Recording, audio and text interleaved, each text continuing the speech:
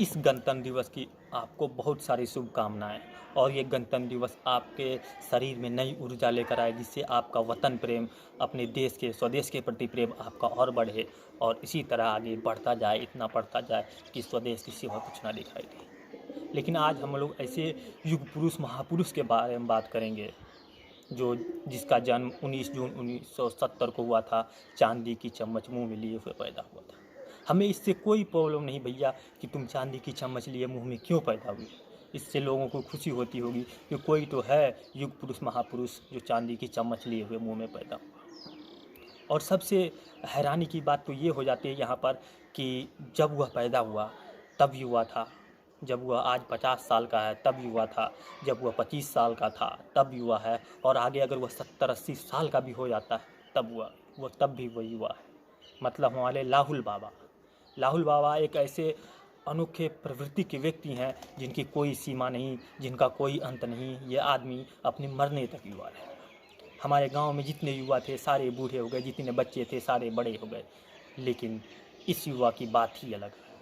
कभी यह नारियल से जूस निकालने की बात करता है और यह वो युग पुरुष महापुरुष है जिसने आलू से सोना देने वाली मशीन बनाई। अब इसकी अपने मुंह से मैं क्या ही बताऊं इसके बारे में, ये कितनी अनोखे अनोखे आविष्कार कर रहा है। आज आप देख रहे हैं जो पूरे भारत में गरीबी मिट चुकी है, पूरा श्रेय इसी आदमी को जाता है जिसने अपने हाथों से आलू से सोना बनाने वाली मशीन बनाई और पूरा भारत देश अमीर हो गया। हम इस चीज़ की कल्पना नहीं कर सकते कैसे इसने आविष्कार किया। लेकिन अभी अभी हाल फिलहाल में उसने एक बयान दर्ज किया, मतलब लिखित में या रिटेन में लिखकर एक बयान निकाला कि बहन जो इंडो चाइना बॉर्डर पर किसी की ज़रूरत नहीं है, ना हमारे एयरफोर्स की ज़रूरत है, ना हमारे आर्मी की ज़रूरत है, ना बीएसएफ की ज़रूरत है, ना थल सेना जल सेना, किसी की ज़रूरत नहीं। बस देश के फार्मर ही उसे टेक ओवर कर लेंगे अगर देश के फार्मर स्ट्रॉन्ग होंगे। ये अच्छी बात है, देश के फार्मर अगर स्ट्रॉन्ग होते हैं तो उसे उन चीज़ों से बचाते हैं हमारे देश को, और फार्मर ही तो ये करता है।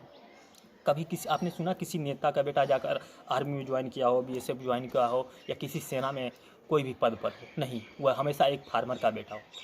तो ये अच्छी बात है कि, लेकिन ये बयान देना कहाँ तक सही है। मतलब इस आदमी को दिमाग से कोई मतलब नहीं है। मतलब भैया ये तो जन्म ले लिया शाही परिवार में, लेकिन इस बंदे पर ज़बरदस्ती थोपी गई है। जैसे आपको पढ़ाई करनी हो हिंदी की, आपको राइटर बनना हो और आपको साइंटिस्ट बना दिया जाता है। क्यों आपको साइंटिस्ट बनाया जाता है? क्योंकि आप शाही परिवार से बिलोंग करते हो। आप अपने इसकी मर्यादा रखने के लिए, मतलब अपनी इज्जत और आप कितने ऊंचे परिवार से हो ये दिखाने के लिए आप ज़बरदस्ती साइंटिस्ट बन जाते हो। तो अब आपके साथ यही होगा। तो ये वही कर रहा है। आप मतलब इससे ज़्यादा कॉमेडियन आदमी मैंने आज तक अपनी ज़िंदगी में नहीं देखा। इसके सामने राजू श्रीवास्तव, कपिल शर्मा, यहाँ तक मुनव्वर फारूकी जिसे अभी कूटा जा रहा है जेल में, उसकी भी कॉमेडी कम पड़ जाए। यह कभी शांति दूत बन जाता है, तो कभी शंकर भगवान का चेला बन जाता है, तो कभी मंदिर मस्जिद हर जगह जाता है। यह अनोखी प्रतिभा का व्यक्ति है। इसका बात ही क्या करना भैया, यह सबसे अलग है। जब आपको ज़बरदस्ती कुछ करवाया जाता है तब आपके साथ यही होता है। लेकिन जो इसने दिया बयान, इस तरह का बयान एक बच्चा ही दे सकता है। आपको क्या लगता है कि हमारे देश को आर्मी की ज़रूरत नहीं है, एयरफोर्स की ज़रूरत नहीं है? ये पगला आदमी है, यह कुछ भी बोल सकता है। इसे आज़ादी है बोलने की, इसे फ्रीडम ऑफ एक्सप्रेशन मिला हुआ है। फ्रीडम ऑफ स्पीच के नाम पर यह कुछ भी बक देता है।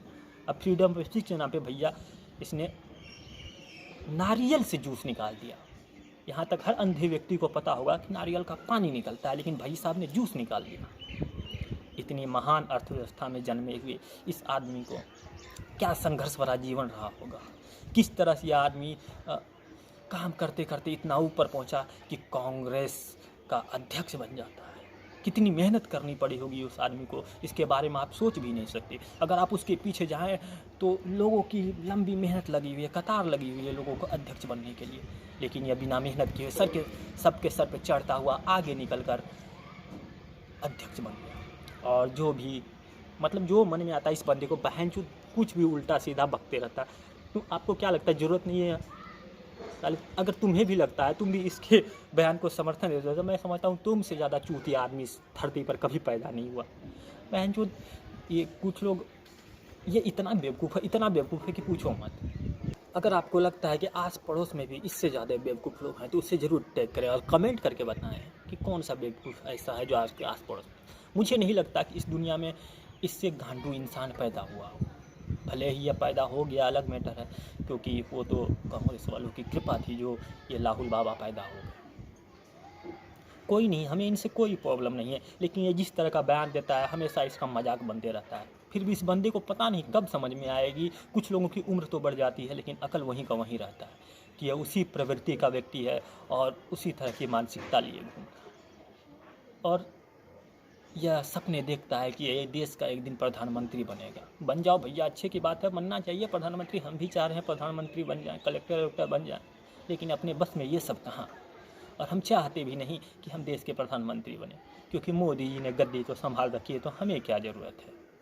लेकिन युवाओं को आगे आना चाहिए और राहुल गांधी जैसे लोगों का समर्थन करना चाहिए, ताकि ये प्रधानमंत्री पद के दावेदार जो हैं वो एक दिन अवश्य रूप से प्रधानमंत्री बन। तो आप क्या सोचते हैं इस बयान के बारे में, हमें कमेंट करके बताइए। इस पागल आदमी के बयान के बारे में, मतलब कुछ की ज़रूरत नहीं है भैया, बस ये अकेला ही काफ़ी है। ये कभी चाइना की बात करता है, कभी अमेरिका की बात करता है, कभी हमारे देश में अमेरिका को बराक ओबामा को यहाँ आकर यहाँ का जूता पहने, यहाँ का चप्पल पहने, इस तरह के बयानबाजी करता है। तो कभी कभी हमें हंसी भी आती है, लेकिन इस बंदे पर क्या हंसना जो शुरू से ही ऐसा हो, जिसका पालन पोषण ऐसे किया गया हो कि भैया तुम्हें ऐसा ही बनना है, चाहे तुम कुछ कर लो। तो ये है, कुछ बातें हैं जो आपको सोचनी पड़ेगी। और इसके समर्थक इससे बड़े चोदू हैं, आप अंदाज़ा नहीं लगा सकते। जब ये आदमी इतना बड़ा खोदू चोदू है तब इसके समर्थक कैसे होंगे, आप सोच सकते हैं। फिर भी यहाँ इसके समर्थक हजारों की संख्या में, एक गैंग है जो उसका पूरा समर्थन करता है। मतलब इस तरह के बयान को भी सही ठहराया जाता है, नहीं भैया राहुल बाबा ने बोल दिया तो ये गलत हो ही नहीं सकता, क्योंकि वो महान पुरुष हैं, आत्मज्ञान उनमें भरा पड़ा हुआ है। उन्होंने जो बोल दिया वो लक्ष्मण रेखा से कम नहीं है। मतलब उन्होंने जो बोल दिया सो बोल दिया, उनसे गलतियां नहीं होती कभी। इनके चमचे ऐसे ही मान कर चलते हैं। बाकी सब तो भक्त हैं, लेकिन यहाँ पर सिर्फ चमचे पैदा होते हैं। तो आपका इन चमचों के बारे में क्या ख्याल है, हमें कमेंट करके नीचे आप बता सकते हैं। जय हिंद, जय भारत।